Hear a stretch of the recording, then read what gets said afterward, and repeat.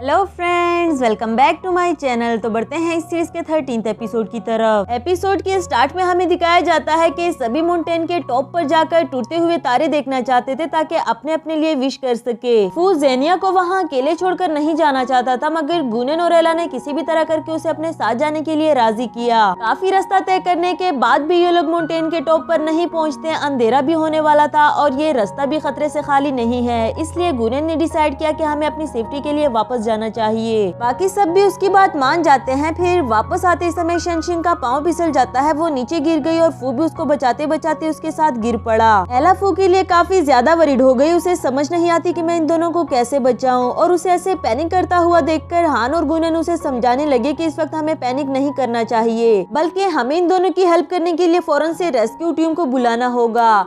इधर फू जेनिया को दिखाया जाता है जिनकी जान तो बच चुकी थी, बस छोटी मोटी खरोशी आई है और गिरने की वजह से बेहोश हो गए थे। जैसे ही वो दोनों होश में आते हैं तो जेनिया ने देखा कि फू को काफी ज्यादा चोटें लगी थी। उसे संभालने लगी, जिस पर फू बोला कि मैं बिल्कुल ठीक हूँ। जेनिया को इस बात के लिए डर भी लग रहा था कि वो दोनों यहाँ अकेले हैं और पता नहीं कब तक रहना पड़ेगा, क्योंकि वो दोनों अपना फोन भी खो चुके थे। आफ्टर दैट दोनों हेल्प के लिए गुनेन को आवाजें लगाने लगे, लेकिन काफी नीचे गिरने की वजह से उन दोनों की आवाजें भी उस तक नहीं पहुँचती। ये देखकर फू शेनशिन को समझाने लगा कि तुम्हें परेशान होने की कोई जरूरत नहीं, मैं तुम्हारे पास हूँ और वैसे भी वो लोग हमें जल्दी ही ढूंढ लेंगे। टेम्परेचर लो होने की वजह से वहाँ काफी ज्यादा ठंड थी, इसलिए फू ने उसे अपनी जैकेट पहना दी, उसे बातों में लगा दिया ताकि उसे डर ना लगे। कहने लगा कितना रोमांटिक लग रहा है ना सब कुछ, अच्छा होता तुम्हारे साथ गुनेन होता तो उसे भी हीरो वाली फीलिंग्स आती। इस बात पे जेनिया को भी हंसी आ गई कि हम मुसीबत में फंस गए हैं और अभी भी तुम्हें मजाक सूझ रहा है। इसके बाद फू जेनिया को लगी हुई खरोश देख रहा था और उसने बगैर कुछ सोचे समझे उसे बोल दिया कि मैं तुम्हें लाइक करती हूँ। फू पहले तो उसकी बात सुनकर स्पीचलेस हो गया, फिर उसे बताने लगा कि मैं पहले से ही किसी को पसंद करता हूँ। गुनेन भी इन दोनों को ढूंढते ढूंढते यहाँ तक पहुँच आया और उसको अपनी पसंद के बारे में बताते हुए चुपके से सुनने लगा। फू ने बताया कि जेनिया ही वो लड़की है जिससे मैं प्यार करता हूँ। मैं नहीं जानता कि ये सब कुछ कब और कैसे हो गया, लेकिन जब मैं उसके पास होता हूँ तो मैं भूल जाता हूँ कि मैं एक मॉडल हूँ। हाँ, थोड़ी सी जिद्दी है वो, थोड़ी सी पागल, पर धीरे धीरे वो मेरी जिंदगी का बहुत अहम हिस्सा बन गई। मैं जानता भी नहीं था कि वो मेरे लिए इतनी ज्यादा स्पेशल हो जाएगी। उससे दूसरे मेल फ्रेंड्स के साथ बातें करते हुए देखकर मुझे जेलसी होने लगी। उसे प्रोटेक्ट करना अच्छा लगता है मुझे। तभी मुझे रियलाइज हुआ कि शायद मुझे उससे प्यार हो गया। इधर शेनशिन को भी ये जानकर खुशी हुई कि जेनिया जिस तरह भी है फू ने उसे उसी तरह ही पसंद किया। एंड फू से सॉरी करने लगा कि शायद मैंने तुम्हें हर्ट कर दिया, पर तुम्हें एक बात बताऊं, मेरा दोस्त गुनेन बहुत अच्छा है, तुम्हें उसे एक चांस देना चाहिए। यहाँ गुनेन के मुंह से आवाज निकल जाती है उसे रोकने के लिए, और उन दोनों को भी पता चल गया कि वो हमें ढूंढते ढूंढते यहाँ तक आ चुका। कहने लगा कि मैंने कुछ ज्यादा नहीं सुना और एला को कॉल करके बताया कि तुम्हें परेशान होने की कोई जरूरत नहीं, ये दोनों बिल्कुल ठीक हैं। नेक्स्ट सीन हमें स्कूल का दिखाया जाता है, जहाँ फू फेंग फेंग को देखकर उसे जेनिया के बारे में पूछने लगा कि मुझे कब से नजर नहीं आई, वो ठीक तो है ना। जिस पर उसने बताया कि जेनिया की तबीयत कुछ ठीक नहीं है, इसलिए आज वो क्लासेस लेने भी नहीं आएगी। जबकि जेनिया ये जानने के बाद के फू उसे लाइक करता है, उसे जानबूझकर फेस नहीं करना चाहती। इधर फू का भी क्लासेस लेने को दिल नहीं करता जब उसे जेनिया की तबीयत का पता चला, और ये भी कि आज वो सारा दिन क्लास में नहीं आएगी। दूसरी तरफ मिस्टर जाओ को दिखाया गया, जिसे काफी जोर की आई थी। वो वॉशरूम में जा ही रहा था कि सामने उसे एक प्यारी सी लेडी खड़ी हुई नजर आई, और वो कोई और नहीं बल्कि हमारा फू ही था। ये देखकर उस बेचारे को तो लगा कि शायद गलत जगह आ गया। इसके बाद फू जाता है गर्ल्स हॉस्टल जेनिया से मिलने के लिए, और वहाँ भी उसे हॉस्टल इंचार्ज ने रोक दिया। पर अच्छी बात ये थी कि इसे देखने के बावजूद भी इसे पहचान नहीं सकी और फूस को चकमा देते हुए वहाँ से निकल गया। इधर जेनिया उसकी आवाज सुनकर शॉक्ड हो जाती है कि अब ये कहाँ से टपक पड़ा, मैं इसी से बचने के लिए तो क्लासेस भी लेने नहीं जा रही। सोने का नाटक करने लगी और फू इसके पास आकर इसे जगाता है। फिर जेनिया अचानक से इसे लड़की वाले रूप में देखकर तो काफी ज्यादा डर गई। उससे डांटने लगी कि तुम्हें लड़की बनने का इतना ज्यादा शौक हो गया, अगर यहाँ तुम्हें किसी ने देख लिया तो तुम्हें पता है कितनी बड़ी मुसीबत बन जाएगी। फू बोला अगर मैं लड़की ना बनता तो यहाँ कैसे आता, तुम्हारी तबीयत खराब थी इसलिए तुम्हारे लिए खाने को लेकर आया हूँ, और एक तुम हो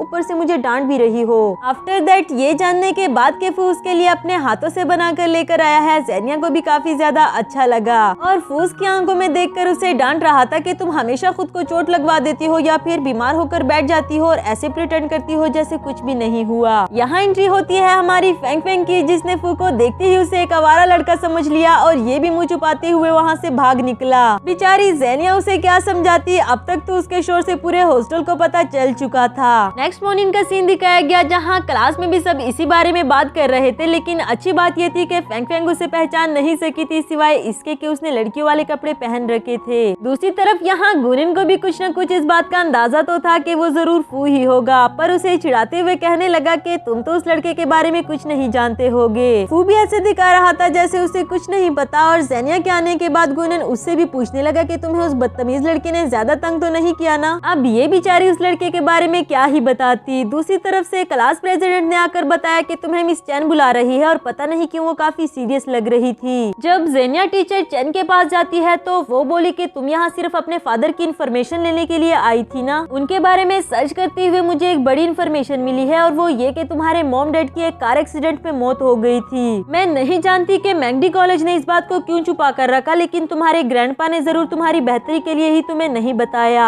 ज़ेनिया को ये जानकर काफी बड़ा सदमा लगता है। वो वहाँ से भागते हुए बाहर आई और अपने ग्रैंडपा को कॉल करके उनसे पूछने लगी कि आखिर आपने मुझे सच्चाई क्यों नहीं बताई। आपने हमेशा मुझसे झूठ बोला कि मेरी मॉम की डेथ इलनेस की वजह से हुई और मेरे डैड उसे छोड़कर चले गए थे। ग्रैंडपा उसे क्लियर करने की कोशिश करते हैं, पर ज़ेनिया और कुछ भी नहीं सुनना चाहती थी, और एट लास्ट वो ये भी जान गई कि मेरे मॉम डैड ने मुझे मैगडी कॉलेज आने के लिए क्यों कहा था। रोते हुए रोड के बीच बैठ जाती है और उसके फ्रेंड्स भी उसे ढूंढते ढूंढते यहाँ तक पहुँच आए। उससे रोने की वजह पूछते हैं, जिस पर ज़ेनिया बोली कि मेरे डैड इस दुनिया में नहीं रहे। आफ्टर दैट ज़ेनिया ने उन तीनों को पूरी बात बताई कि मैं यहाँ सिर्फ अपने डैड की इन्फॉर्मेशन लेने के लिए आई थी। अब जब वो ही नहीं रहे तो शायद मेरा भी यहाँ रुकने का कोई मतलब नहीं। लेकिन फू अभी तक भी ये बात नहीं जानता कि शेनशिंग ही ज़ेनिया है। उसे रोकने के लिए कहता है, बताता है कि प्लीज हमारी खातिर यहाँ से मत जाओ। उन तीनों के इंसिस्ट करने पर ज़ेनिया भी वहीं रुक जाती है। तो दूसरी तरफ एला ने उसे बर्डनाइज करने के लिए फिर से काफी ज्यादा काम पकड़ा दिया। आज वो जितनी मर्जी बातें सुनाए, ज़ेनिया उससे बहस करने के मूड में बिल्कुल भी नहीं थी, और ये बात गुनन भी अच्छे से जानता था। उसके हाथ से फाइल लेते हुए कहने लगा कि तुम अपने रूम में जाकर रेस्ट करो, तुम्हारे लिए ये काम मैं कर दूंगा। इसके बाद उसे ज़ेनिया की डाटा फाइल मिली, जिसमें से उसने जरूर कुछ इम्पोर्टेंट देख लिया था।